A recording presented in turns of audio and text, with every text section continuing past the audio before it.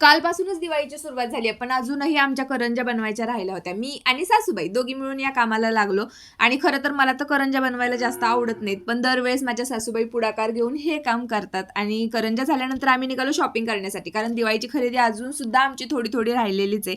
पण त्या रांगोळ्या आणि ही कावसुद्धा मी घेतली होती. काव खाली लावून त्यावरती रांगोळी काढली ना, तर रांगोळी एकदम उठून दिसते आणि आज आमच्या इकडे बाजारसुद्धा होता. त्यामुळे येतानाच आम्ही माळवं ह्या सगळ्या गोष्टी घेऊन आलो आणि कुठे फिरून आल्यानंतर किती कंटाळा येतो हे तर तुम्हाला माहितीच असेल. पण काय करणार, माझ्या सासूबाई पण आजारी होत्या, त्या दवाखान्यात गेल्या, त्यामुळे सगळा स्वयंपाक वगैरे पण मलाच करायचं होतं.